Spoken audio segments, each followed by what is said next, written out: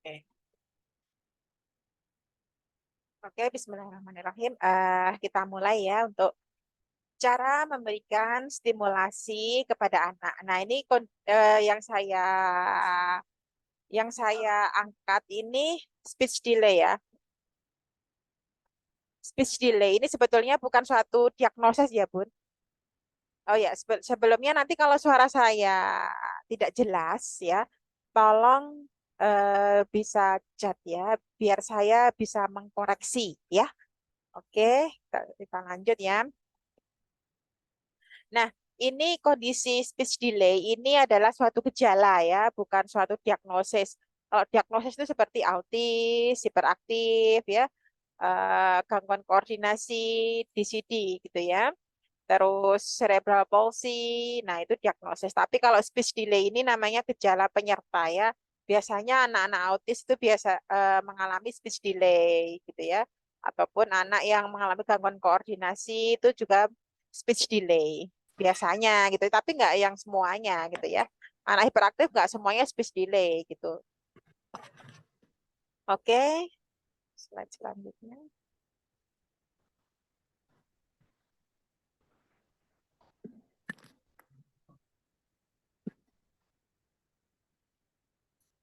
Beberapa poin yang perlu yang akan kita bahas ya pada kesempatan kali ini adalah cara mendeteksi gejala speech delay. Kan mungkin speech delay tidak dialami hanya murni speech delay aja ya, tetapi memang di berbagai kondisi anak berkebutuhan khusus biasanya mengalami gejala speech delay. Nah, mulai dari kapan si anak ini keterlambatan bicara gitu ya. Biasanya itu eh, anak usia 16 tahun ya, 16 tahun, 16 bulan itu sudah bisa mengucapkan satu kata ataupun dua kata yang bermakna, yang punya arti gitu ya. Kalau ada yang di atas 16 bulan, dia belum bisa mengucapkan satu kata pun, kemungkinan dia ada indikasi speech delay ya, ataupun masih babbling. Nah, itu mengalami speech delay juga kemungkinan seperti itu, gitu ya. Jadi normalnya anak usia 1 tahun itu sudah bisa mengucap satu kata dua kata ya, mama, mama, atau mamam, mamam, sudah bisa. Sebentar itu.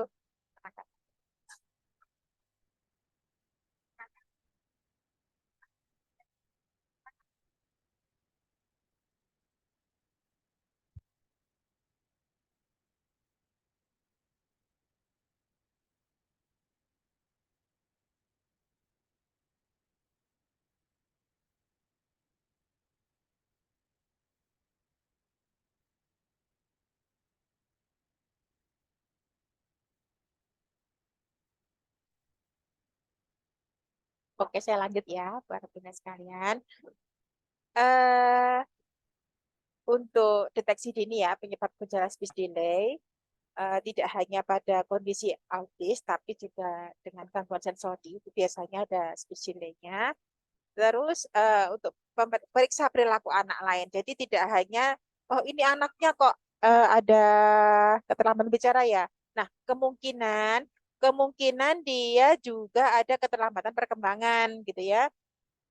Coba dicek milestone-nya apa di apa namanya misalkan usia 3 tahun yang harusnya dia keterampilan motorik halusnya sudah bisa pegang pensil dengan benar ya di usia 2,5 tahun itu udah pinter pegang pensil dengan benar itu udah bisa ya tapi kok ini usia 3 tahun belum bisa pegang pensil dengan benar terus dia juga mengalami keterlambatan bicara nah itu berarti ada gangguan lain yang perlu diperiksa lebih lanjut ya. Terus kesiapan organ bicara, ya. Kesiapan organ bicara itu seperti mulut, terus lidah, pita suara itu nanti bisa dicek, ya. Apakah si anak itu mengalami gangguan, apa namanya, gangguan bicara? Maksudnya bicara itu otot-otot mulutnya lemah, gitu ya.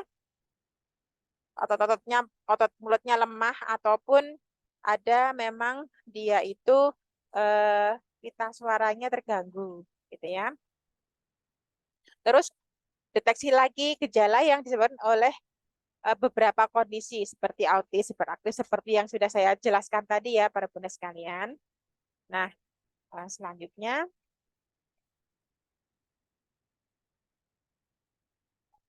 ilmu tahapan perkembangan anak. Jadi yang akan kita bahas nanti juga termasuk tahapan perkembangan anak normal ya. Normal itu seperti apa perkembangannya. Nanti kita sesuaikan apakah si anak yang berkebutuhan khusus atau mengalami masalah ini sesuai nggak dengan perkembangan normalnya ya gitu. Terus bagaimana cara memberikan stimulasi dengan benar ya sesuai dengan ilmu yang sudah terbukti, maksudnya melalui penelitian biasanya ya para bunda sekalian. Terus sikap apa yang harus kita tunjukkan ketika kita mendapati anak mengalami masalah gitu ya, mengalami masalah dalam tumbuh kembangnya ya terutama ya seperti itu. Nah, Nah, biasanya untuk deteksi dini, ini anak kenapa ya kok nggak mau bicara padahal usianya udah 2 tahun misalkan ya. Coba dicek dulu ada tongutai nggak di bagian bawah lidahnya, gitu ya. Ada tongutai nggak di bagian bawah lidahnya. Kalau misalkan ada biasanya dibawa ke dokter bedah mulut anak ya, nanti diinsisi, nanti terus dilatih ke terapi bicara biasanya bisa. Tetapi kalau penyebabnya lain, bukan karena tongutainya, maka agak agak perlu terapi yang lain juga seperti okupasi terapi ataupun terapi yang lain yang dibutuhkan anak gitu ya. Terus ada nggak ya kelemahan tonus otot pada mulut dan bagian tubuh yang lain gitu. Nah, biasanya memang ini ada kaitannya ya dengan sensori dia ya. Mungkin vestibularnya bermasalah, sedangkan sistem sensori vestibular itu mengontrol termasuk juga tonus ototnya itu dikontrol oleh sistem vestibular. Nah, maka kalau anak mengalami kelemahan tonus ototnya, kalau misalkan Bunda pegang bagian ininya, apa pipinya itu kayak sangat sangat sangat apa namanya mulus ya, sangat sangat lembek gitu ya, kayak kurang berotot gitu ya. Nah, itu kemungkinan anak juga akan mengalami keterlambatan bicara karena dia nggak kuat mulutnya, nggak adekuat ototnya mulutnya ya. Terus pengaruh gadget, nah ini sudah ada penelitian juga ya karena gadget itu pemberian gadget di usia anak yang masih fase-fase sensori gitu ya di bawah 2 tahun itu bisa menyebabkan gangguan autisme pada anak atau gangguan bahasa dan bicara pada anak ya, itu pengaruhnya sampai segitu ya.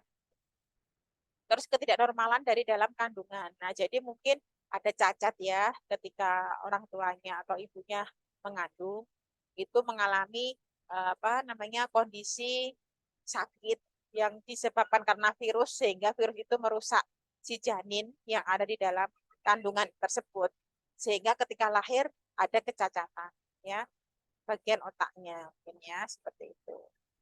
Ya, yang virus biasa itu TORS itu ya, toksoplasma, terus rubella, terus herpes gitu. Jadi hati-hati ya para bunda sekalian, kalau misalkan pas hamil, terus biasanya bayinya kok apa namanya nggak sehat atau mungkin mengalami keguguran. Nah, kemungkinan bisa jadi ada virusnya. Tapi gugurannya berkali-kali, nggak cuma sekali yang disebabkan karena kok ini kok saya nggak, misalkan nggak ada trauma, nggak ada apa, tapi kok eh, sering keguguran. Nah, itu kemungkinan ada virus, misalkan bisa dicekkan ke laboratorium ya atas rekomendasi dokter dokter obgyn gitu ya. Biasanya sih seperti itu ya. Tuh. Itu untuk yang deteksi dini gitu ya. Jadi saya harap ini Bunda bisa, ini kenapa ya anak ini kok nggak yang bisa ngomong di usia segini, kenapa ya? Oh, mungkin pengutai, oh mungkin terus ototnya lemah, oh ada pengaruh gadget, jadi ada penyebab-penyebab sebelumnya. Nah, itu bisa dibuat deteksi dini ya. Gitu. Selanjutnya, ciri-ciri speech delay ya. Ciri-ciri speech delay. Nah, batas usia anak bisa mengucapkan kata adalah 16 bulan ya. Itu batas maksimum ya, batas maksimum. Harusnya 1 tahun udah bisa ya. Mama, dada, papa gitu. Yang satu kata yang punya arti gitu ya.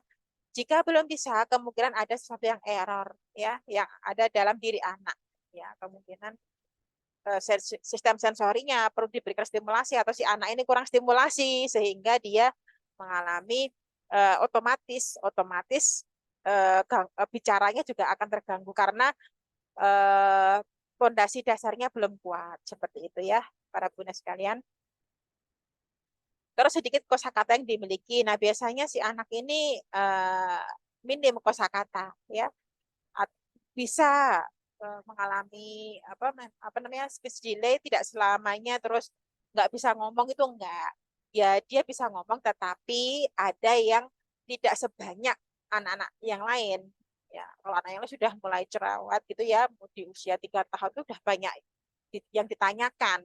Tetapi si anak ini kok cuman eh, apa ya, jarang ngomong ataupun kalau mau minta mesti pakai isyarat. Nah, seperti itu. Nah, kemungkinan ini ada mengalami gangguan bicara dan bahasa gitu ya. Terus kesulitan mengekspresikan diri. Nah, jadi dia agak susah ya untuk mengekspresikan dirinya. Jadi ketika mungkin dia lagi seneng atau lagi sedih itu ekspresinya kurang begitu tampak gitu ya, kurang ceria. Kalau anak-anak itu biasanya bermain, tertawa tertawa riang gitu ya sama teman-temannya. Nah, sedangkan si anak ini terkadang cuma diem, terus cuman ditanya cuman menggelengkan kepala. Bisa jadi gitu ya, tidak mampu menanggapi secara langsung, jadi harus berpikir dulu, loadingnya agak lama gitu ya untuk apa namanya menanggapi menanggapi kata atau menanggapi rangsangan rangsangan yang datang dari luar itu butuh butuh pikirnya lama gitu ya. Terus dia lebih suka menyendiri karena kurang pede ketika bergaul dengan teman-temannya. Dia lebih cari mungkin cari yang lebih nyaman dengan dia gitu ya. Terus mudah frustasi atau tantrum ya karena tidak bisa mengekspresikan apa yang dia inginkan sehingga dia mudah tantrum, terutama untuk anak-anak yang di bawah 5 tahun ya. Dia nggak paham-paham, ibu misalkan ibu nggak paham-paham dengan si anak ini, akhirnya anak itu frustasi dan mengamuk. Nah, ibu nggak paham kan? Ya, seperti itu. Ya. Selanjutnya, tanda yang bisa melekat. Nah, eh, yang biasa ada itu ya, yang biasa ada pada anak-anak dengan gangguan speech delay ataupun dengan gangguan sensori gitu ya. Speech delay itu sudah pasti ada gangguan sensori gitu ya. Karena oh ya maaf, belum belum pasti juga nih kalau misalkan ada pita suaranya yang terganggu itu bukan karena sensori, maaf maaf ya, bukan karena sensorinya, tetapi karena memang ada gangguan organ bicaranya. Nah, seperti itu. Tapi kalau memang penyebabnya gangguan sensori itu biasanya merembetnya kemana-mana gitu ya, para bunda sekalian. Eh, Selanjutnya, tanda yang biasa terlihat pada anak dengan gangguan speech delay ataupun dengan gangguan sensori, biasanya dia mengalami kelemahan otot ya pada bagian anggota geraknya, mulai dari anggota gerak bawah ataupun anggota gerak atas. Nah, ditunjukkan dengan seperti ini, duduk pola W sitting seperti ini ya. Ini berarti anak mengalami kemungkinan anak mengalami kelemahan otot pada bagian tubuhnya, terutama bagian punggungnya. Dia postur tubuhnya mesti agak bungkuk gitu ya, seperti itu. Terus apa namanya, refleks primitif yang masih melekat. Jadi ketika bayi itu gerakannya menggunakan gerak refleks ya, refleks primitif, gerak tanpa disadari yang itu nanti akan terintegrasi di bulan-bulan tertentu. Tidak semua memang harus hilang, tetapi ada yang seumur hidup gitu ya. Nah, munculnya perilaku maladaptif pada anak itu disebabkan karena refleks primitif yang ada pada anak itu belum terintegrasi menjadi gerak motorik sehingga masih tersisa dan itu yang menyebabkan masalah, menghambat perkembangan dia ya, seperti itu. Terus perkembangan mental dan fisik terhambat. Nah, jadi ketika gerak refleks ini masih melekat, maka perkembangan mental dan fisik anak itu akan tertahan. Jadi tidak bisa berkembang normal sebagaimana mestinya. Gitu ya, Bunda. Saya harap ini bisa dipahami. Apa sih refleks primitif? Nah, nanti ini ada bahasan khusus sendiri ya yang saya sampaikan apa namanya di lain waktu begitu ya. Bagi yang mungkin yang sudah pernah eh, ikut kelas refleks primitif sudah tahu ya. Tapi kan ini secara umum dulu gitu ya, secara umum bagi para bunda yang baru mau yang pengen tahu cara memberikan stimulasi itu seperti apa ketika di rumah gitu ya, dengan kondisi anak yang berkebutuhan khusus, entah itu speech delay ataupun autis ataupun hiperaktif ataupun keterbelakangan mental dan lain sebagainya gitu ya, para bunda sekalian, saya harap ini bisa dipahami. Oke, lanjut ya. Bagaimana cara menstimulasi selama di rumah? Nah, Bunda tadi sudah saya jelaskan ya, ketika kita memberikan ketika ketika kita mendapati anak dengan gangguan bicara, entah itu disebabkan karena eh, yang lain ya, terutama gangguan sensori, itu eh, kita lihat ya, kita sesuaikan dengan piramida belajar anak. Sebentar ini ada nggak ya? Sudah saya lihatkan dulu untuk piramida belajar anak, biar nanti Bunda lebih jelas ya, lebih jelas.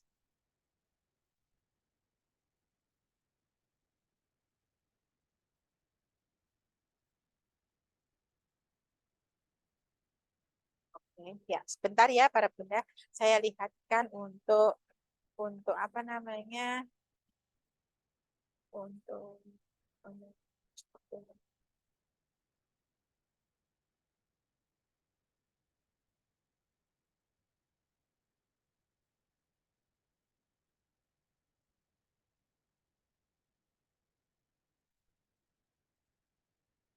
nah ini ya, ini nanti ada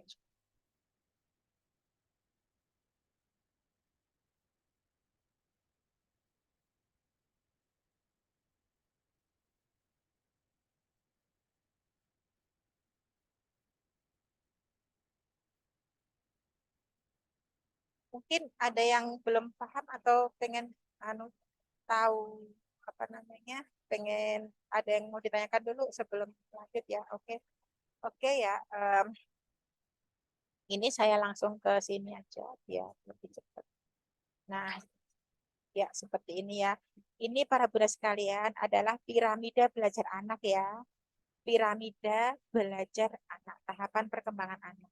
Nah, keterampilan berbicara itu di sebelah sini.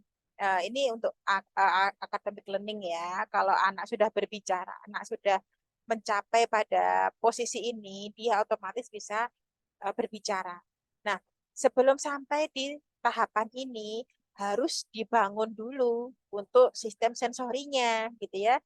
Untuk sistem sensorinya, terus sensori motornya, perseptual motornya, baru kognitifnya. Nah, itu beriringan dengan itu, anak bisa berbicara, gitu ya. Anak bisa mulai mengucapkan kata demi katanya, ya. Ketika anak mengalami gangguan sensori, otomatis dia harus diperbaiki dulu sistem pondasi dasar perkembangan anak eh, dalam diri dia, gitu ya. Mulai dari, Bun, ini anak saya kok nggak bisa diem ya, di sekolah juga nggak mau diem, di mana di rumah apalagi gitu ya. Nah, itu berarti anak, ketika anak tidak mau diem, jadi istilahnya dia hiperaktif ya, itu kemungkinan bukan kemungkinan, memang suatu hal yang pasti gitu ya, si anak itu mengalami gangguan sensori gitu ya. Nah, terutama sistem vestibularnya dia bermasalah gitu ya. Berarti kan dia pondasi dasar perkembangannya belum beres. Kalau belum beres, ya nggak mungkin dia mau bisa sampai tahap atas. Maka harus diberesin dulu. Ini ibarat sebuah membangun sebuah rumah.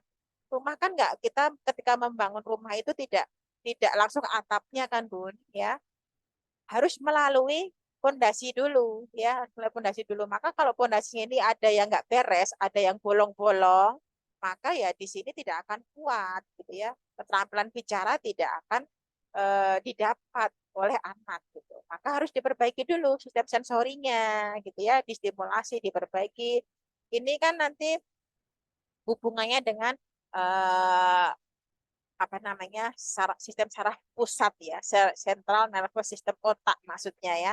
Nah, jadi keterkaitan ya antara otak kan yang mengkoordinasikan seluruh tubuh kita ya, termasuk juga nanti hormon-hormon yang akan dikeluarkan ya, dan pada otak itu kan memang fungsinya sangat urgent bagi tubuh, mengatur tubuh kita ya, maka perlunya kita memperbaiki dulu sistem sensorinya, mulai dari proprioseptif, vestibular, taktil, dan seterusnya, sehingga anak itu semakin membaik sistem sensorinya, pondasi dasarnya semakin baik, terus dia mulai sudah bisa menggerakkan tubuhnya secara sadar gitu ya, terus dia bisa paham, punya atensi konsentrasi yang baik, terus dia bisa bersikap dengan baik ketika bertemu dengan orang, harus bersikap seperti apa.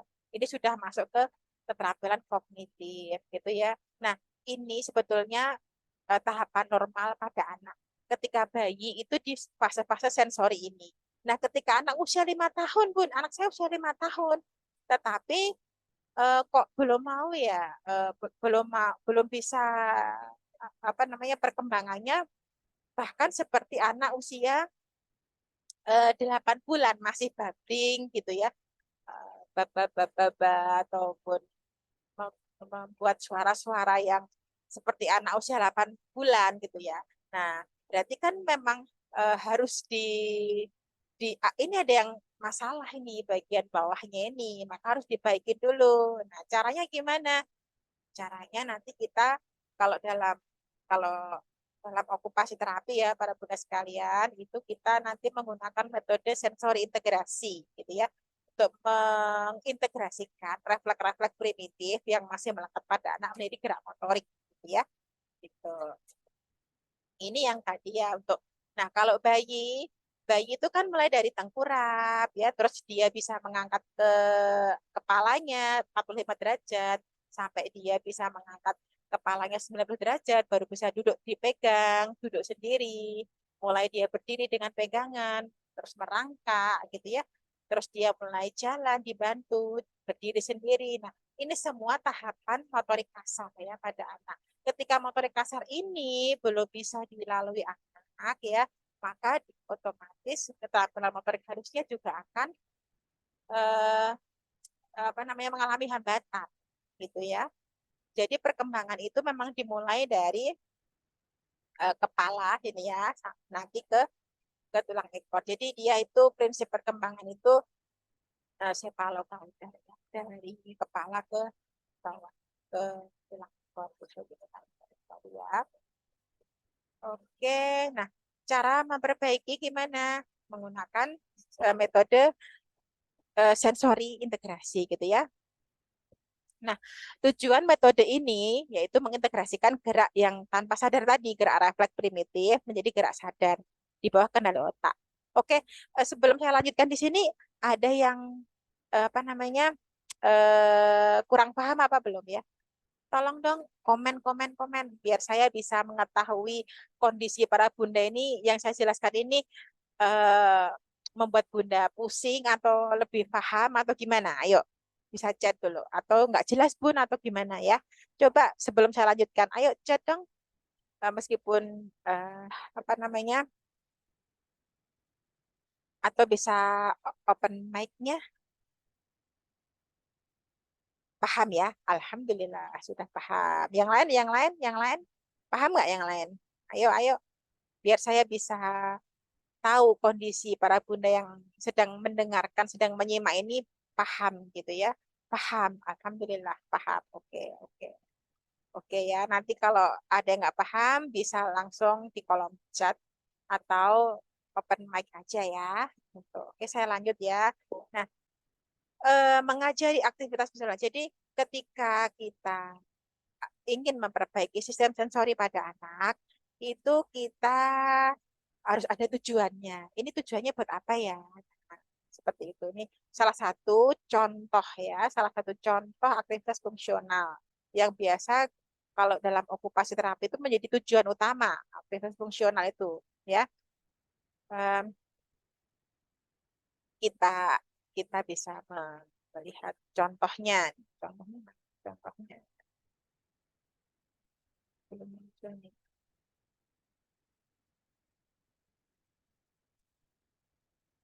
Ini sudah pernah saya share biasanya kayak kalau dia ya.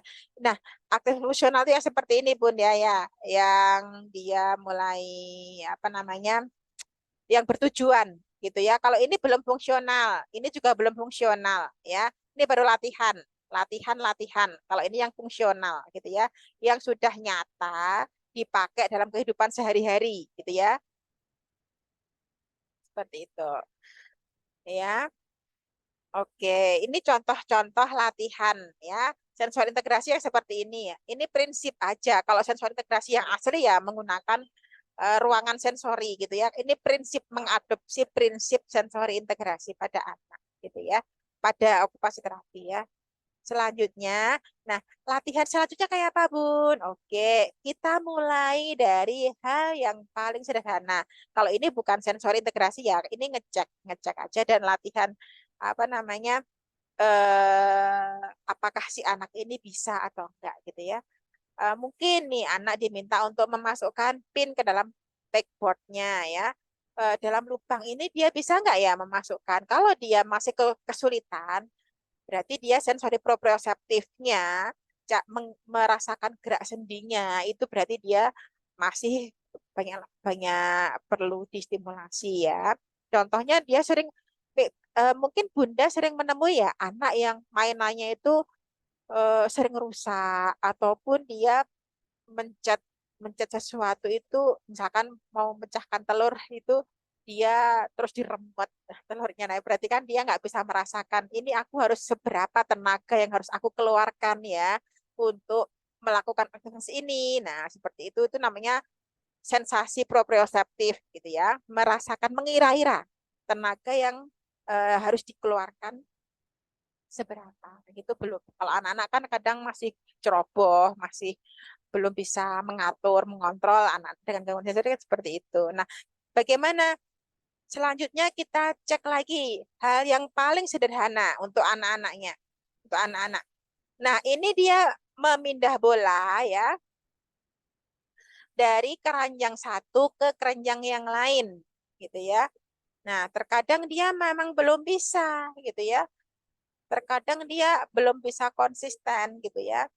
Atau bisa yang harus diperhatikan ketika kita melatih seperti ini, anak itu hanya sekedar mengambil atau ada atensi, ada atensi yang dia berikan ketika dia mengambil bola. Ketika dia cuma mengambil aja, berarti dia cuma kebiasaan. Coba kalau nanti kita pindah ya, kita pindah bolanya, apakah dia juga masih mengambil di tempat yang sama? Ya, itu untuk mengalihkan ya, untuk apakah untuk mengetes apakah si anak ini hanya sekedar ngambil atau memang dia disadari gerakannya gitu ya. Nah, itu harus kita lihat gitu ya. Nanti kalau tahap awal nggak usah banyak-banyak,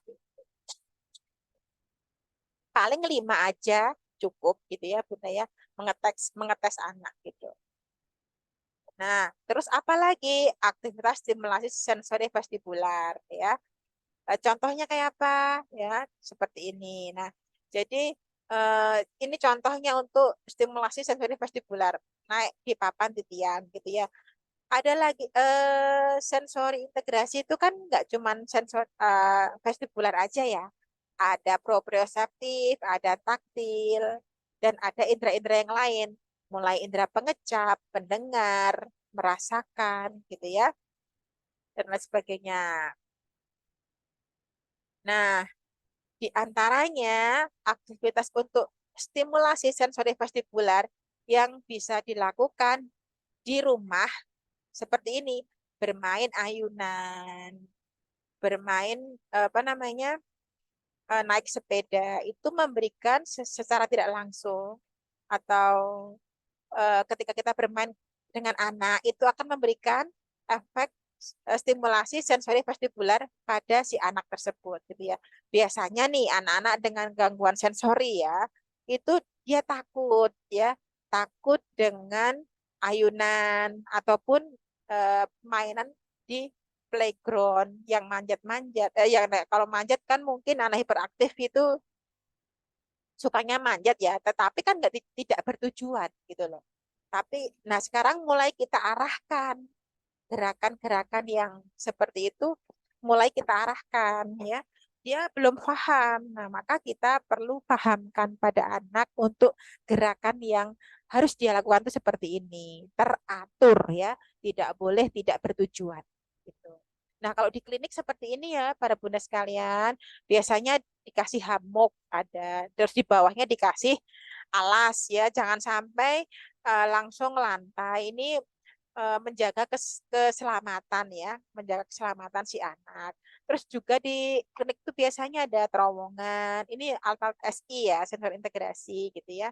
Ada trampolin, ada bolster, ada yang untuk segitiga ini untuk menguatkan otot bagian lengan, lengan atas gitu ya. Seperti itu. Ini contohnya gitu ya.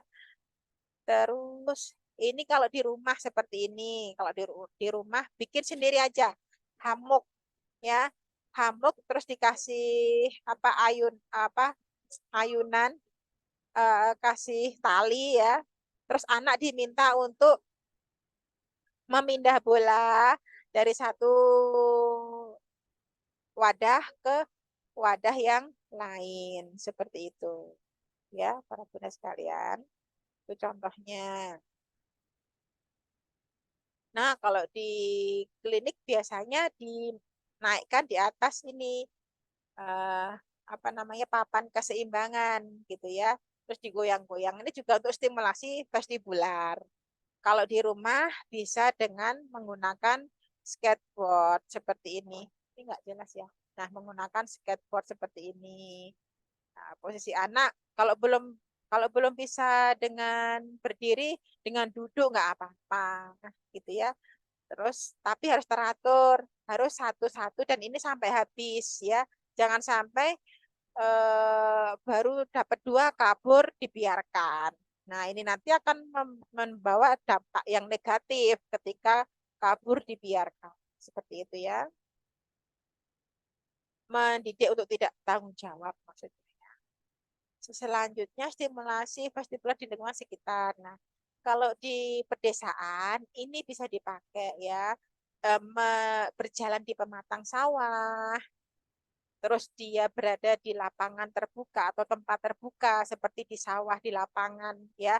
Itu juga memberikan sensasi sentuhan vestibular gitu ya kepada si anak ini. Tentu kan akan berbeda ketika sensasinya ya ketika kita di dalam rumah dengan kita di lapangan. Nah, rasanya itu loh, rasanya yang dirasakan ke kita itu kan pasti berbeda.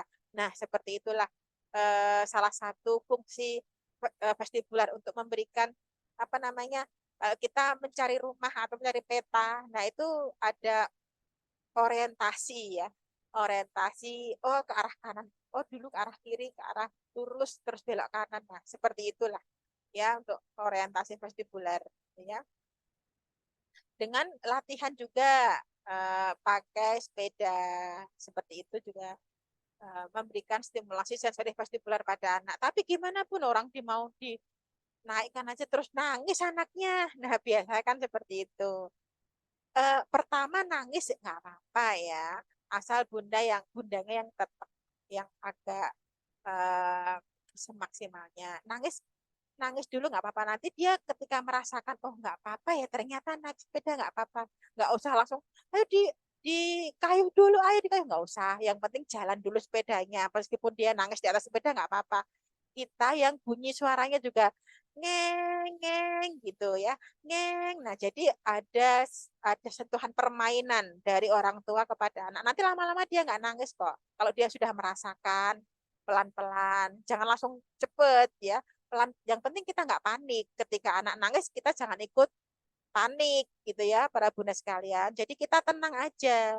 Wong nangis saja kok. Yang penting kan dia tidak berdarah, dia tidak terluka gitu ya. Nangis kan memang suatu hal yang wajar pada anak. Nggak apa-apa, awal-awal nangis nggak apa-apa ya. Nanti kita jalankan pelan-pelan. Ngeng, ngeng. Nggak usah jauh-jauh, cukup muter sekitar gitu. Biar anak merasakan dulu ya, merasakan sensasinya gerakan itu, gerakan yang jalan gitu lah. Nah, itu memberikan sentuhan vestibular pada anak gitu ya. Terus apa lagi? Nah, kalau di klinik biasanya nih angka 8 tidur kayak gini ya. Nah, kalau di rumah bisa aja kita menggunakan anak dinaikkan di skuter. Nah, itu juga stimulasi sensori vestibular ya. Ya, kalau kalau ini sebetulnya apa saja sih Bun sentuhan vestibular? Nah, itu biasanya saya detailkan di kelas ya. Saya detailkan fungsi vestibular itu untuk apa aja. Nah, itu pun biasanya saya kasihkan di kelas gitu ya. Selanjutnya eh,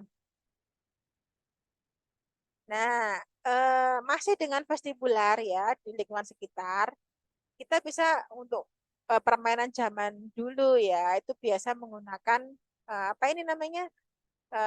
Kayak mobil-mobil kecil gitu ya yang terbuat dari kayu gitu ya. Nah, terus dinaikin dari melorot dari atas ke bawah. Nah, itu kalau di rumah mungkin bisa pakai skateboard kali ya Bunda ya. Bisa bikin sendiri kok skateboardnya itu. Beli roda, papan dikasih roda 4, pojok-pojoknya terus untuk meluncur. Ya, itu bisa juga. Atau dengan seperti ini juga bisa didapatkan ya di berbagai toko mainan ya, menggunakan merangkak ini untuk latihan merangkak dan juga memberikan sentuhan vestibular juga. Tentu kan sensasinya berbeda ya di dalam ruangan yang sempit dengan di luar ruangan. Nah, sentuhannya kan berbeda, sensasinya kan berbeda gitu ya.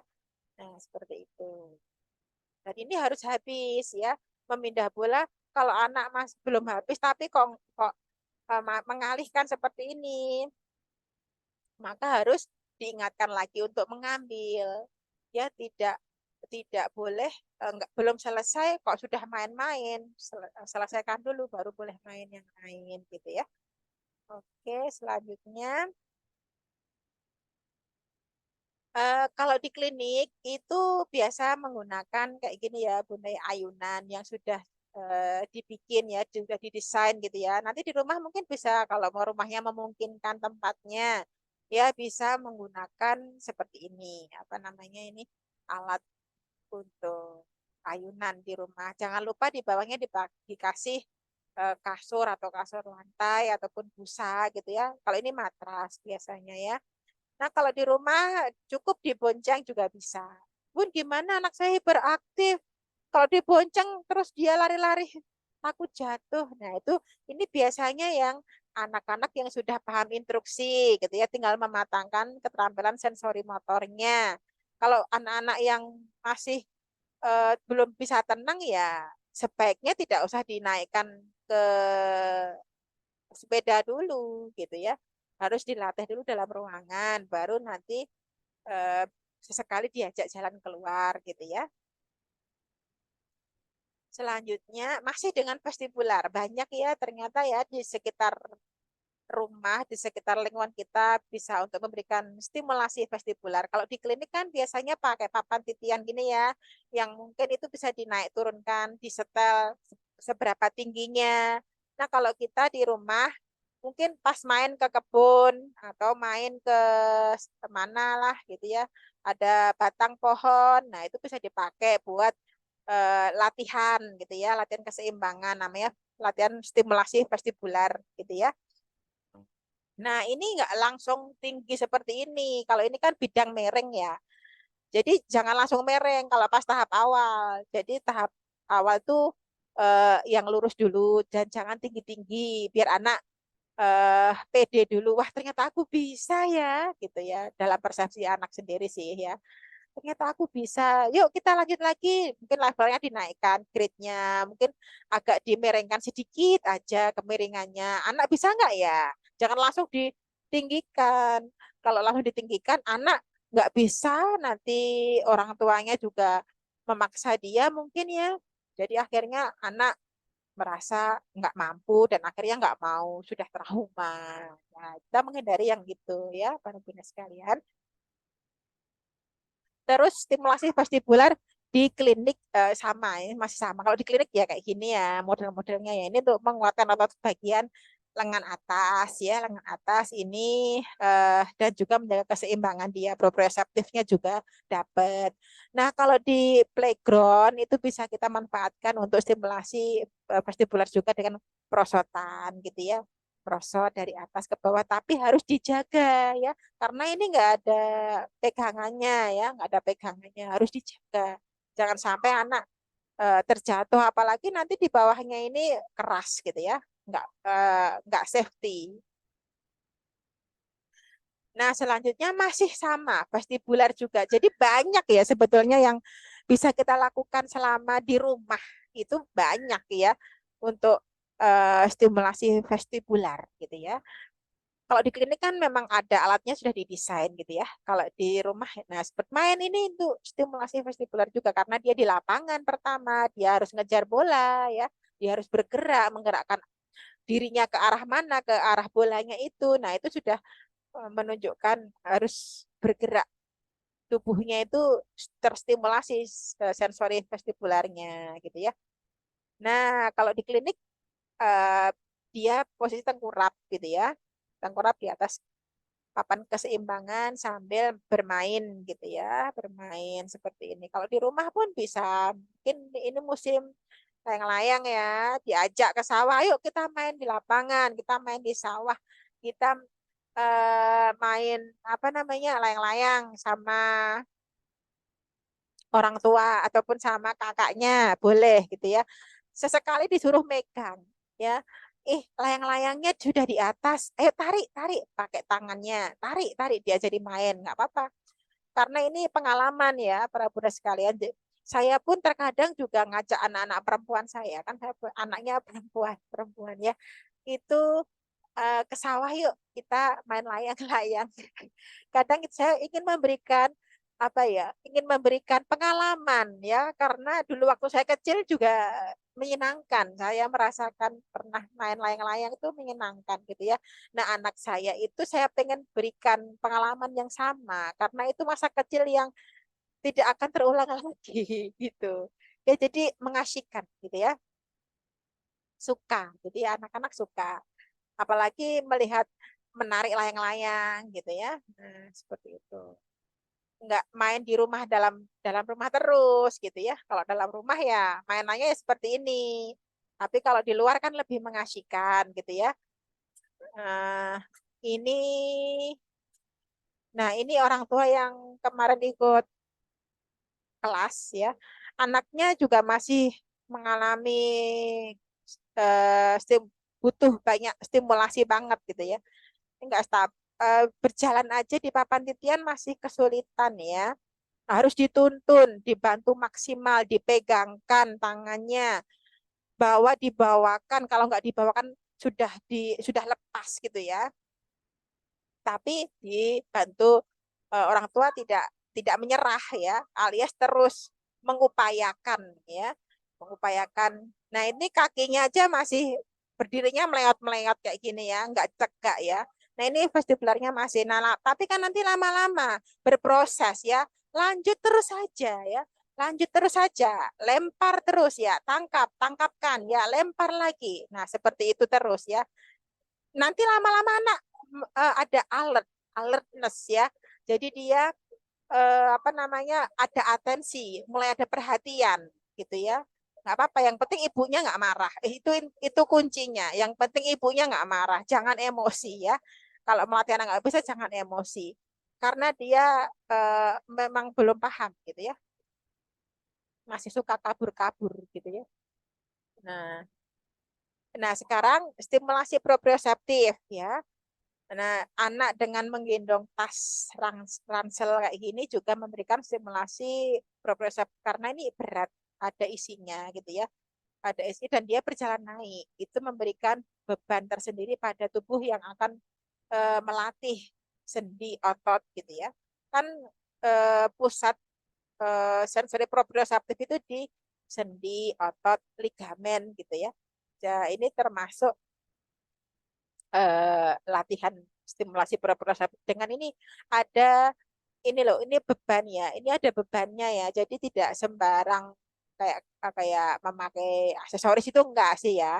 Ini ada bebannya. Mungkin ada rompi beban, ada bagian ankle, nanti juga ada untuk melatih proprioceptifnya. Terus hiking, hiking juga sama ya. Itu sentuhan alam ya. Kalau di rumah, kalau di rumah kita bisa main sama anak-anak. Nggak harus di daerah yang seperti ini, nggak harus ya. Ini kan cuma sekedar gambaran ketika nanti ketika zaman dulu gitu ya. Nah, ini juga stimulasi proprioceptif ya. Kalau di rumah ya mungkin di kamar sama anak-anak, bareng ibu sama si adik, ayah sendiri gitu. Contohnya menang yang mana gitu ya. Ayo adik meskipun dia belum paham yang tarik tambang itu malah ayah ibunya nggak apa-apa itu anak itu sudah sebetulnya merespon sudah ada stimulasi ya mungkin satu kali dia cuma nggak paham cuma plonga-plongo aja nanti mungkin di pertemuan yang kesekian kali dia mulai mulai bisa bercerita bercerita mulai bisa apa namanya merespon ya mulai bisa merespon juga dengan ini apa ya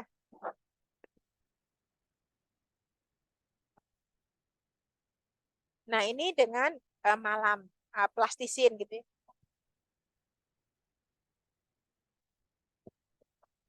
Ya dengan plastisin itu kita bisa memberikan stimulasi proprioceptif.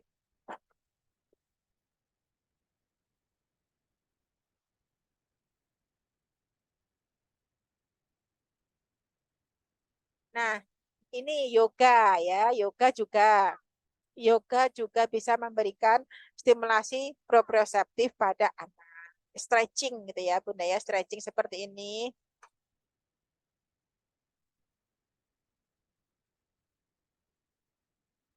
Terus selanjutnya, nah kalau ada yang punya trampolin bisa dimanfaatkan ya. Kalau nggak punya trampolin pakai jimbol, tapi harus difiksasi ya. Bolanya harus difiksasi. Di difiksasi itu dikuatkan, jangan sampai menggelinding kemana-mana gitu ya. Kalau nggak, kalau terpaksanya nggak ada, bisa di atas spring bed atau kasur tapi nggak dibiarkan begitu saja, tetap dipegang anaknya, tangan anaknya tetap dipegang ya. Ayo lompat, satu, dua, tiga, empat, dihitung, jangan sampai tak terhingga ya para bunda sekalian, kasihan anak. Dihitung sampai 10 gitu. Nanti kalau mau ulang lagi boleh, dihitung lagi sampai 10 lagi, atau sampai 20, terserah kemampuan anak ya, karena kemampuan anak juga, seperti itu. Kalau ini stimulasi taktil ya. Kalau di klinik biasanya dikasih berbagai macam tekstur dengan bola-bola bergerigi kayak gini ya. Kalau di rumah ya pakai pasir aja. Pasir, diajak main pasir, diajak main tanah, kerikil, kayak gitu nggak usah pakai alas sesekali gitu ya. Itu untuk stimulasi taktil pada anak seperti itu. Selanjutnya nah, ini juga sama. Main hujan, mandi hujan, itu mesti anak seneng ya. Asal kondisi tubuhnya nggak sakit ya. Kalau sedang flu, sedang tidak fit ya, jangan disuruh main mandi hujan gitu ya. Kalau pas sehat, ya itu untuk memberikan stimulasi taktil pada anak. Sentuhan air hujan kan mesti berbeda ya dengan guyuran gayung di kamar mandi gitu ya. Mesti ini lebih menyenangkan ya pada anak ya, nggak apa-apa. Sekali dibolehin kalau pas sehat ya. Tapi ini musim kemarau, nggak ada hujan. Hujan buatan sendiri nggak apa-apa. Silakan, saya kreatifnya Bu. Main ini apa namanya lumpur. Nah, ini juga memberikan sentuhan stimulasi taktil pada anak. Kadang ada anak yang jijik ya menyentuh lumpur yang creamy-creamy. Ini jijik gitu ya. Itu yang anak dengan gangguan sensori gitu. Nah, kalau kadang bisa masuk sawah juga. Kalau Bunda siap sih ya, terkadang bundanya juga ogah-ogahan, masuk lumpur, masuk sawah, nanti kotor semuanya. Nah, mungkin ya masih, nggak apa-apa kalau itu untuk belajar belajar anak, sebetulnya nggak ada masalah. Kotor dicuci gitu ya. Jadi jangan takut kotor gitu ya. Cuman harus ada tujuannya juga. Kotor-kotoran sampai sampai tidak mengindahkan apa namanya kuman dan lain sebagainya, ya jangan. Tetap dijaga untuk kebersihannya juga. Setelah mungkin nggak bisa masuk ke sawah yang tidak banyak kotoran, itu bisa juga. Yang bersih sawahnya yang bersih lah ya, gitu. Ini anak-anak TK ya, ini bagus sebetulnya program untuk anak TK masuk sawah itu bagus untuk mengembangkan apa proprioseptif taktil mereka gitu ya. Kalau saya nanti uh, ada nih apa namanya eh ada nih tempat terapi, ya menggunakan sentuhan alam aja, tak masukkan ke sawah anak-anak gitu ya, biar belajar dengan alam gitu ya. Nah, kalau ini latihan oral motor sih, kalau ini untuk tambahan aja. Nah, kalau anak sudah paham instruksi, kita suruh apa-apa kan nurut ya. Kalau sudah nurut ya tinggal kita kasih aktivitas yang bertujuan aja gitu ya. Contohnya ini meniup ya, meniup apa namanya itu ulat-ulat atau meniup apa ini meniup gelembung. Bisa juga nanti meniup tisu atau ini apa yang namanya ini bunga yang bisa tersebar langsung ketika ditiup gitu. Gitu ya para bunda sekalian. Asas mulut. Nah, ini kan sering ya untuk saya berikan apa namanya pernah saya berikan untuk mulut ya, untuk masas mulutnya ya. Terus apa nih aba terapi ini meniup apa namanya? Meniup balon apa ini. Nah, kayak gini juga bisa seperti itu. Jadi banyak ya stimulasi yang bisa kita berikan kepada anak. Terus di rumah juga bisa ini matras ya para bunda harus dikasih landasan ya.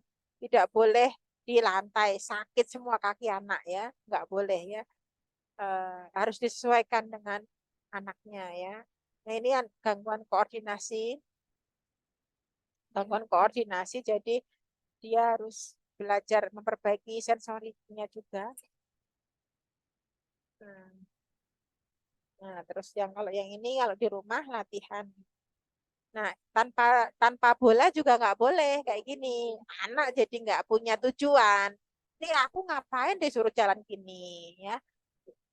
Cuman disuruh jalan sendiri apalagi ya. Nah, ini kan terus dia tapi dibiarkan. Nah, ini nggak bagus ya. Ini salah prosedur ya. Harus pakai media ya. Nanti anak sampai tengah turun lagi dia. Nah, jadi dia nggak yang bisa sampai tuh turun lagi karena dia kebiasaan gitu ya. Jadi kebiasaan itu harus dibangun. Kebiasaan yang baik itu harus dibangun ya. Jangan kalau nggak baik dibiarkan ya nanti dia akan nggak baik terus gitu ya. Harus disiplin. Ini juga stimulasi di rumah juga. Dia naik si anak ini naik di atas gundukan tanah itu menguatkan kontrol postural, menguatkan otot-otot bagian punggungnya gitu. Nah, ini sekarang sudah ceriwis banget kata ibunya. Dulu dulu belum bisa ngomong apa ngomong cuman mungkin babling kali ya dan pendiam cenderungnya dikit-dikit nangis gitu ya. Tapi sekarang sudah ceriwis katanya sih seperti itu. Kalau ini latihan di klinik. Kalau ini udah sensori motor ya para bunda sekalian. Ini juga menguatkan otot bagian tangannya, melatih proprioseptifnya, vestibularnya udah perpaduan antara keduanya gitu ya. Ini juga contoh terapi di klinik seperti itu. Pakai ini. Nah, tuh. Pakai dua tangannya gitu ya. Nah, terus ini gangguan koordinasi juga nih. Nah, tuh. Keseimbangannya juga terganggu gitu ya. Nah, sikap apa yang harus ditunjukkan sama orang tua gitu ya. Yang pertama menerima kondisi anak dulu ya. Jadi jangan denial ya. Jangan denial. Ini anakku ini nggak apa-apa kok. Nggak apa-apa dia baik-baik saja. Padahal umur 2 tahun belum bisa ngomong. Nanti kan juga bisa ngomong sendiri.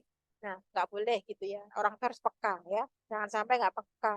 Nanti anak nggak bisa tertangani lebih dini. Padahal kalau semakin lama semakin terlambat gitu ya harus cepat-cepat gitu. Kalau begitu mengetahui ada kondisi yang tidak beres, segera diberikan penanganan ya. Terus semangat melatih anak. Jadi jangan mudah menyerah ya. Kalau bundanya menyerah ya sudah wassalamualaikum. Selesai sudah ya. Anak siapa yang mau melatih? Orang bundanya anu sudah patah semangat gitu ya. Kasihan anak-anaknya gitu ya. Nah, harus memberikan support. Ya memang ini nggak bisa berdiri sendiri. Ada harus support dari keluarga, dari suami terutama ya.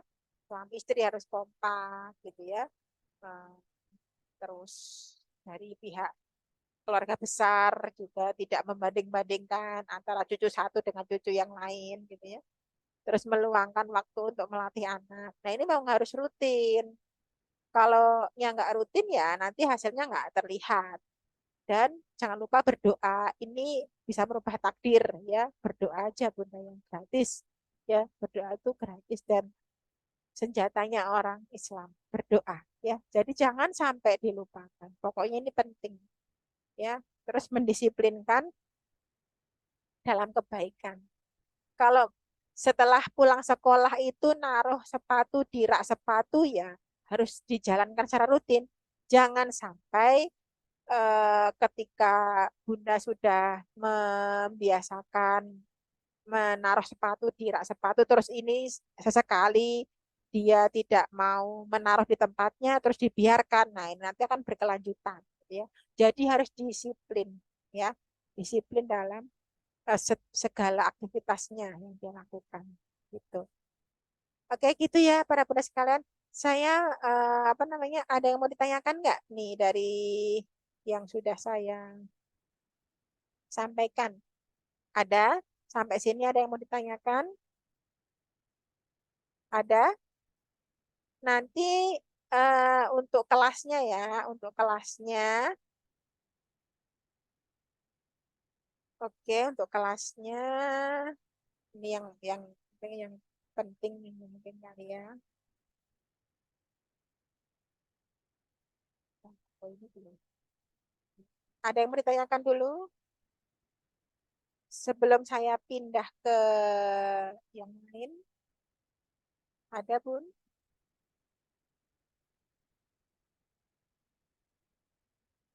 Ayo silahkan. Ada yang mau ditanyakan?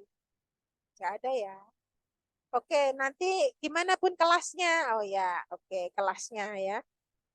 Kelasnya nanti saya jelaskan untuk materi dan tugasnya melalui video replay ya. Jadi Bunda nanti silahkan me- menyimak materi yang saya berikan. Terus selanjutnya eh, memberikan latihan seperti yang ada pada video tugas ya. Nah, nanti disetorkan melalui Telegram videonya ya ketika Bunda melatih anak disetorkan melalui video melalui Telegram. Terus saya koreksi apakah ini sudah benar atau belum cara melatihnya gitu ya. Kalau sudah benar, berarti lanjut ke tugas berikutnya. Terus ini dilakukan berapa kali, Bun? Masa cuman selama 7 hari sekali-sekali aja terus anak bisa baik? Ya lah ya. Ya nanti nantinya harus itu harus apa namanya berkelanjutan. Ini apa namanya saya uh, maksudkan Bunda belajar dulu ya. Bunda belajar dulu dengan saya cara melatih yang benar seperti apa. Baru setelah materi selesai atau tugas selesai, itu Bunda menerapkan kepada anaknya. Nanti saya berikan home program selama 1 bulan. Ya, silahkan dilatihkan kepada anak. Nah, nanti kalau sudah dilatihkan kepada anak, kita evaluasi ya, kita evaluasi apakah si anak ini sudah bisa untuk tahap selanjutnya atau belum gitu ya para bunda sekarang. Saya harap ini bisa dipahami ya. Jadi eh, jangan malas-malas untuk setor tugas ya. Jangan malas setor tugas karena itu sebagai penilaian bagi saya ketika bunda nanti eh, minta home program atau saya bikinkan home programnya. Kalau bunda tidak setor tugas, itu saya nggak bisa apa namanya menilai si anak. Ini kemampuannya sampai seberapa ya? Nah, kan nggak tahu saya. Jadi untuk home programnya otomatis nggak tepat. Mungkin bisa saja dibuatkan home program, tetapi tidak mengena pada si anak gitu loh. Kan kalau melihat setiap hari kan, oh kayak gini anak bisa, kayak gini berarti harus ditingkatkan levelnya. Nah seperti itu, gitu ya. Sampai sini ada yang belum ada yang mau tanyakan? Silahkan, Bun. Ada yang bertanyakan?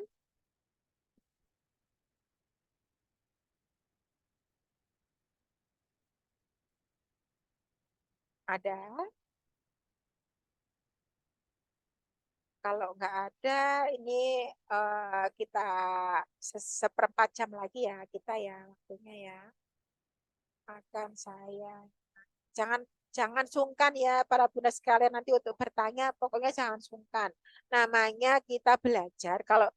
Kalau sungkan menanyakan atau takut atau malu-malu ya nanti gimana? Nggak bisa pas ya dengan anak gitu ya. Nah, eh tolong nanti Bunda lebih peka ya, lebih tanggap ya, mengetahui kondisi anak gitu ya. Jangan abaikan ketidaknormalan pada anak ini yang tadi ya, sikapi dengan bijak.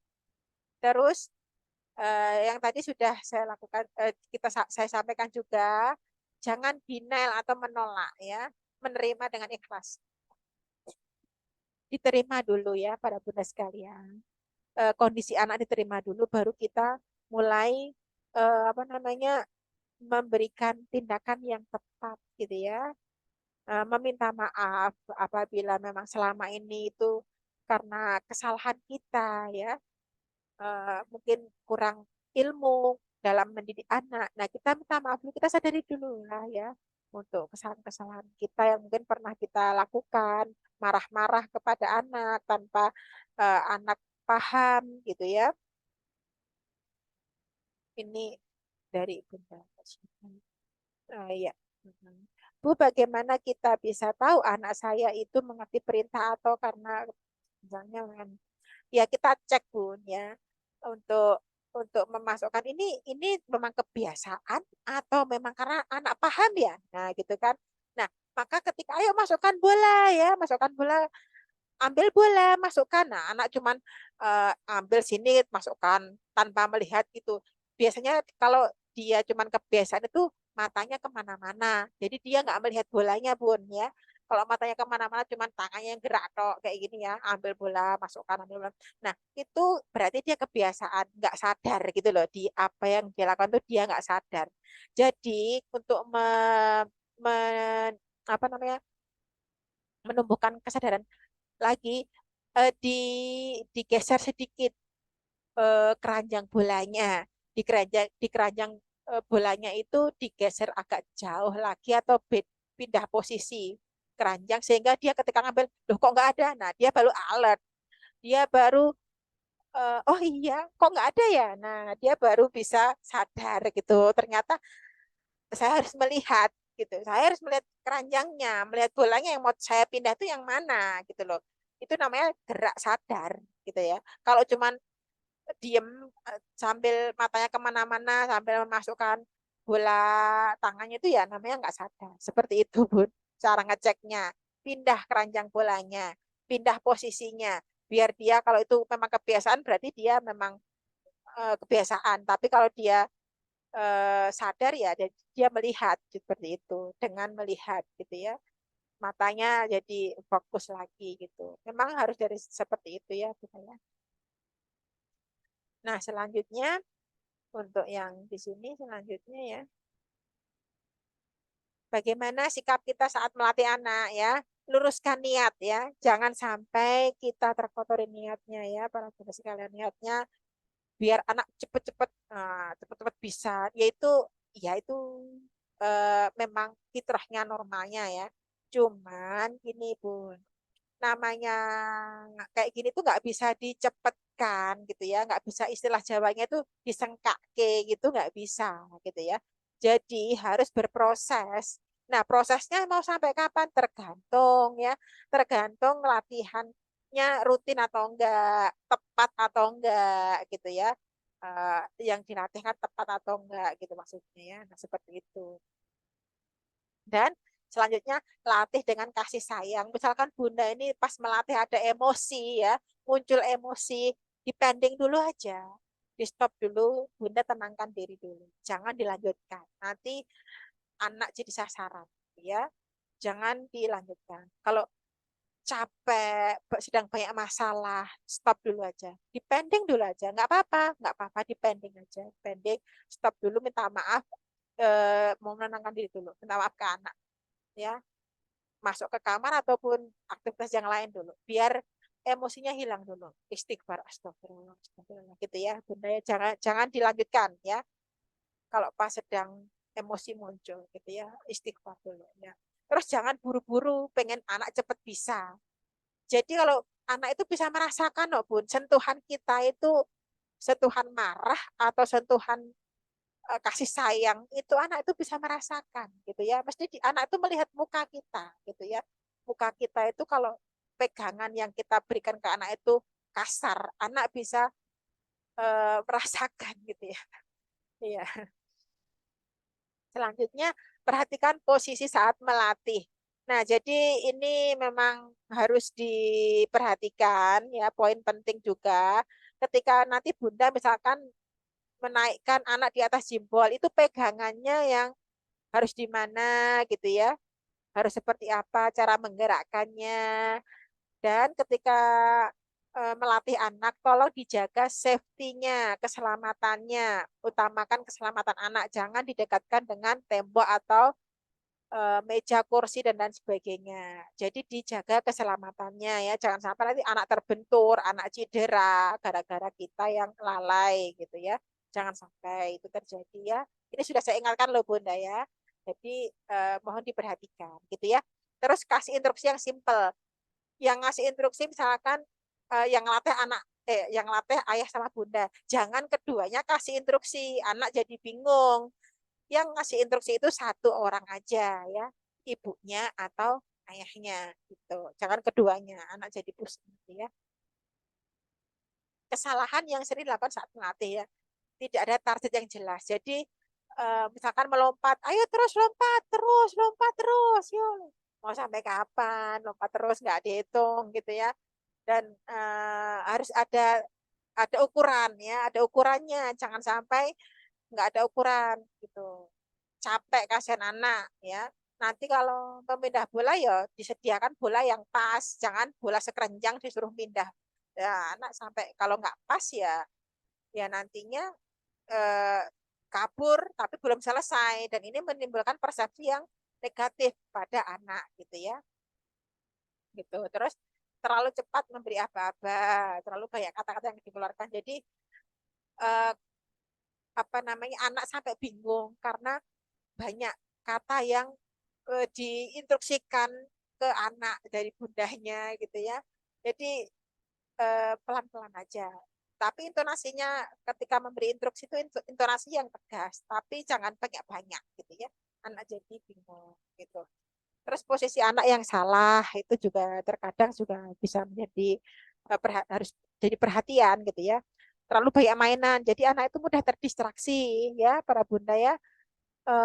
Mau melatih memasukkan bola di situ ada boneka, ada Lego, ada macam-macam. Jadi nggak konsentrasi gitu ya. Cepat emosi dan tidak sabaran. Nah, ini juga termasuk yang harus diperhatikan. Tadi sudah saya singgung ya, melatih karena pelampiasan atau rasa malu terbebani. Nah, ini juga jangan. Jadi minta doa sama Allah ya, diluruskan niatnya ya, semata-mata untuk mengharap ridho Allah, ikhlas ya, memberikan terapi kepada anak dengan ikhlas gitu ya. Semoga menjadikan kafaroh ya, penebusan dosa-dosa bagi kita yang sebagai orang tuanya. Nah, pola duduk yang salah itu pola duduk basic yang tadi sudah saya anukan ya Bunda ya. Sudah saya spill tadi di atas. Nah, ini loh banyak mainan, bolanya banyak dan tak nggak teratur. Nah, ini karena anak itu mudah terdistraksi. Jadi kalau kita mau melatih ya fokus satu aja mainan yang depan anak gitu ya, jangan banyak-banyak gitu ya. Nah, kenapa orang tua mudah marah, tidak sabar? Itu karena mungkin kurang ilmu gitu ya. Tahapan anak, kemampuan anak baru sekian, tapi dikasih anak, misalkan tahapan anak itu masih kelas 1 SD, tapi dikasih ujiannya kelas 6 SD.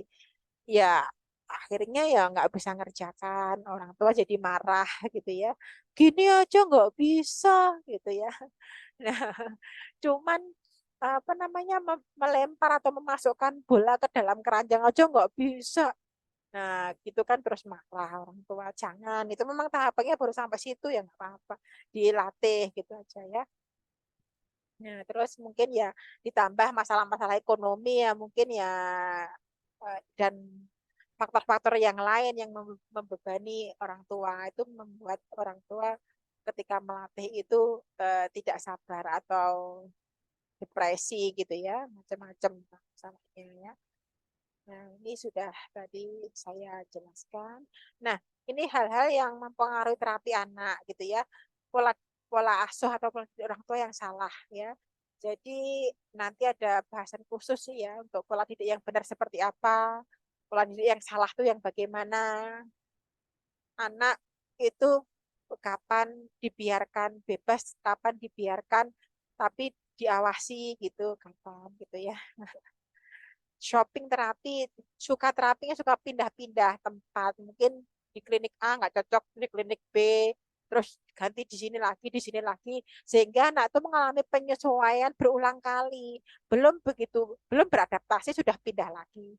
Belum beradaptasi pindah lagi. Nah, itu yang menyebabkan anak nggak berprogres dengan baik. Terus salah treatment ya, treatment yang tidak tepat. Mungkin terapi oke, sudah dimulai sejak dini, di usia 2 tahun atau 3 tahun itu sudah tepat ya.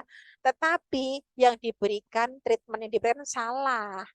Jadi anak yang harusnya dia membangun pondasi dasarnya dulu, tapi mungkin sudah dikasih terapi apa yang dia verbal dulu ya, verbal yang diberikan. Nah, seperti itu. Nah, itu salah penanganan.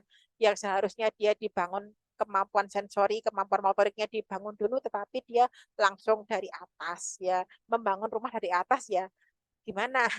Sulitan, anak nggak bisa-bisa gitu ya. Gitu.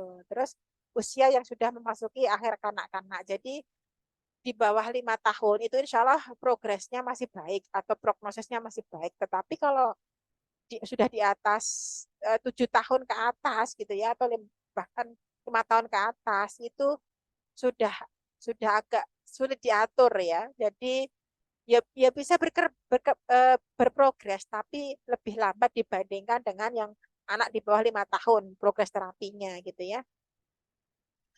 Nah, ya, yang terus yang mau dilakukan apa, Bun? Ya, jangan malas belajar ya, Bunda ya. Cari ilmunya ya, biar tidak mudah kita putus asa, marah gitu ya. Kita serahkan semua pada Allah. Kita sebagai orang tua berkewajiban mendidik semaksimal kita ya. Tidak dituntut untuk anakmu harus bisa ini, harus bisa itu. Iya, enggak itu, cuman kita semaksimalnya menjalankan peran kita sebagai orang tua, gitu ya. Yang mampu kita berikan ini ya ini. Maka jangan sampai kita putus asa ataupun nggak malas belajar gitu ya. Jangan sampai seperti itu. Terus periksa ke rumah sakit kalau memang itu sudah umum dilakukan orang tua ya berarti sudah tepat ya. Kenapa anakku ini dok kok dipanggil nggak mau noleh, sukanya lari-lari ke sana ke sini nggak tentu arah. Nah itu berarti diperiksakan ke dokter sudah pas, dokter tumbuh kembang atau dokter anak juga sudah pas. Terus kuatkan komitmen ya. Kuatkan komitmen itu menguatkan diri. Jadi mentalnya Bunda dibangun, dikuatkan komitmennya supaya nanti ketika melatih itu eh, bisa konsisten. Tapi capek, Bun, capek istirahat ya, jangan dipaksakan.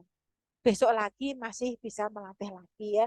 Jadi jangan yang capek boleh, namanya manusia masa nggak boleh capek ya kan? Capek boleh. Yang tidak boleh itu apa? Berputus asa ya, itu nggak boleh gitu ya. Berputus asa dengan eh, usaha yang harus dilakukan sebagai orang tua itu nggak boleh ya. Terus banyak berdoa. Jadi kita nggak bisa kok mengandalkan diri kita sendiri, nggak bisa Bunda ya. Tetap yang punya kehidupan ini kan Allah. Jadi semaksimalnya kita menyerahkan semuanya ya sama Allah juga. Selain kita berusaha berikhtiar sebagai ikhtiar insani gitu ya, baru kita serahkan sama Allah gitu ya. Sang pemilik kehidupan. Allah yang membolak-balikkan hati anak-anak kita bahkan diri kita. Maka semaksimalnya ya kita memberikan uh, yang terbaik untuk mereka gitu ya.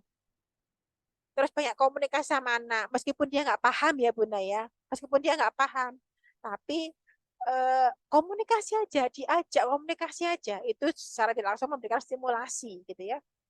Dan kalau sudah berhasil ucapan bersyukur alhamdulillah. Sedikit apapun perkembangan yang ada, yang ditunjukkan anak, syukuri itu ya, syukuri itu, jangan sampai eh, diabaikan ya. Syukuri itu. Alhamdulillah aku sudah bisa membersamai anak sampai sekarang gitu ya.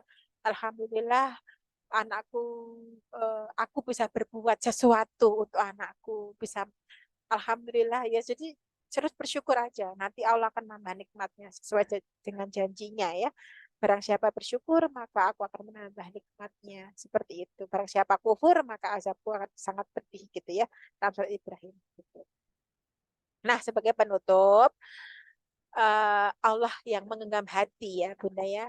Hati kita punya hati, anak juga punya hati. Jangan sampai kita menganggap si anak itu dia nggak paham apa-apa pun iya, tapi dia punya hati ya, dia punya hati juga. Dan yang menggenggam hati kita, yang membolak-balikkan hati kita itu Allah. Allah bisa jadi besok baik itu bisa jadi eh, kalau Allah menghendaki bisa, tetapi kan melalui sunatullah, melalui usaha gitu ya. Maka kita serahkan masalah-masalah yang mungkin bagi kita di kehidupan itu sulit ya, itu kita minta sama Allah untuk dimudahkan dalam memberikan pendidikan yang terbaik untuk anak-anak kita gitu ya.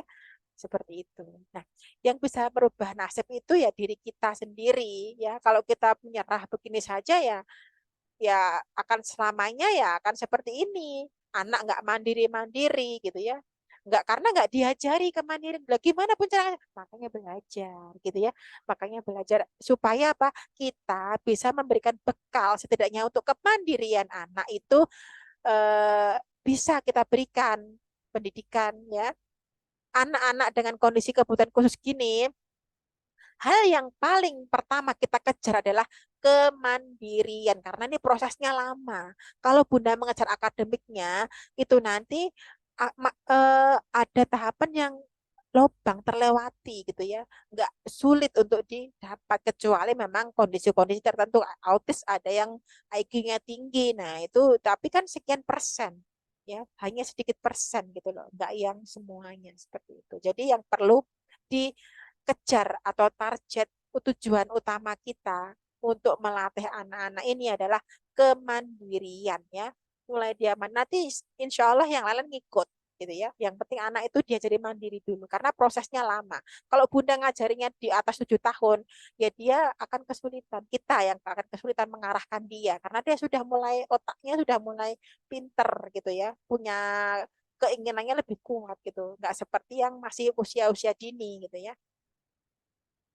Terus siapkan generasi terbaik kita. Ya, namanya anak itu kan juga kesenangan apa ya, semacam sifat yang membuat kita senang kehidupan, eh, menyenangkan di kehidupan kita.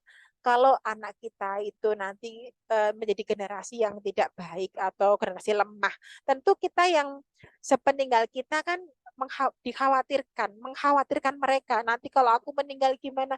Pernah nih ada orang tua yang bilang seperti itu pun, saya itu khawatir nanti kalau saya meninggal anak saya yang ngurus siapa gitu ya. Jadi agak khawatir sampai segitunya. Maka kemandirian yang perlu dipersiapkan terlebih dahulu gitu ya para bunda sekalian. Saya harap ini paham ya. Oke, ini saya ada yang tanya nih ya. Oke, dari Bunda Indri ya, Fitriani, maaf Bu, mau nanya untuk makanan, kira-kira makan apa yang dianjurkan untuk anak dengan kondisi retardasi mental ya? Oh, untuk keterbelakangan ringan ya. Ah, kalau asal tidak autis ya, ada alergi nggak Bun sebelumnya? Ada alergi nggak? Biasanya anak-anak dengan retardasi mental ini biasanya tidak seperti anak autis ya. Yang kalau anak autis itu biasanya ada yang dianjurkan untuk diet, tapi ada juga yang tidak dianjurkan dengan diet. Nggak ada, kalau nggak ada berarti bebas saja sih Bun. Hanya dilatih untuk distimulasi untuk sensorinya dan diajari kemandiriannya ya. Target utama itu ya. Kalau dia seorang perempuan, diajari nanti dipersiapkan untuk menstruasinya ya, untuk menstruasinya ketika dia, kalau laki-laki ya mungkin hampir-hampir sama, tapi kan kalau perempuan tuh kan harus melewati fase-fase menstruasi kan, dia kalau dia sendiri belum bisa merawat organ vitalnya, organ-organ intimnya kan, masa ibunya yang terus mau apa namanya, apa namanya, mengurus terus kan enggak ya. Nah, jadi untuk yang ada gangguan mental depresi, insya Allah nggak ada makanan yang untuk didietkan ya, asal tidak ada alergi, anaknya makan biasa-biasa aja, makanan apapun, nggak ada perubahan yang signifikan. Tapi kadang anak hiperaktif itu yang mengalami yang harus dianjurkan diet terkadang seperti itu. Semuanya. Kalau makan makanan ini pasti langsung hiperaktif. Nah, pasti tantrum, pasti begini, pasti benar, itu yang dianjurkan diet. Tapi kalau selama tidak ada masalah dengan makanan ya, itu insya Allah nggak ada diet ya. Pas menghentakkan badan di jimbol, anak saya geli pas dipegang selangkangannya, Bun. Ini sering. Ini Bu, jadi sering jatuhin diri saking gelinya. Mungkin dia hipersensitif. Apa boleh yang ditanya? Eh, ya, memang ke sebagian anak begini ya, Bun ya. Jadi merasa kegelian gitu ya. Ya, yang penting safety, yang penting aman ya, Bunda ya. Boleh dipegang di Bunda, peluk pun juga nggak apa-apa. Ketika dia di atas jempol, Bunda peluk pun juga boleh ya. Yang penting anak aman. Dan ketika naik di atas jempol, tolong dijauhkan dari tembok atau dari benda-benda seperti meja, kursi, dan lantainya dikasih alas ya. Jadi aman untuk melatih anak gitu ya. Nah, gitu. Saya harap bisa nanti untuk start tugasnya silakan disetorkan. Nanti saya koreksi harus seperti apa gitu ya. Oke. Oke, begitu dulu ya para bunda sekalian. Nanti saya harap ini bisa menjadi bekal untuk bunda yang mau latihan ya. Eh, Nanti untuk ini kan ada Bunda Susi Nurza. Ini Bun, ini saya perkenalkan dulu ya. Ini kalau para bunda yang ada di sini tuh biasa ikut kelas ya, ikut kelas eksklusif ya. Kelas eksklusif melatih anak di rumah. Mungkin Bunda baru ya, jadi eh, apa namanya masih ini kok sudah tahu ini itu ya gitu. Jadi ini sudah agak lama, sudah agak lama. Nah, kalaupun Bunda ya cukup apa namanya, tapi misalkan mau ikut kelas juga boleh ya, mumpung belum dimulai kelasnya ataupun baru sehari dimulai gitu ya. Nanti untuk materi dan tugasnya saya berikan melalui video reply ya, Bun. Silahkan nanti dipelajari, terus diserahkan tugasnya. Oke, gitu. Ada yang mau disampaikan lagi sebelum saya akhiri? Ada? Ada yang mau ditanyakan? Nggak ada ya? Oke, kalau tidak ada, saya akhiri sekian dari saya. Mohon maaf apabila ada salah kata ataupun salah penyebutan ataupun salah sikap ya. Semoga pertemuan kita kali ini ada manfaatnya dan diberikan keridhaan dari Allah Subhanahu wa taala. Yang baik dari Allah, yang salah dari saya sendiri. Terima kasih. Assalamualaikum warahmatullahi wabarakatuh.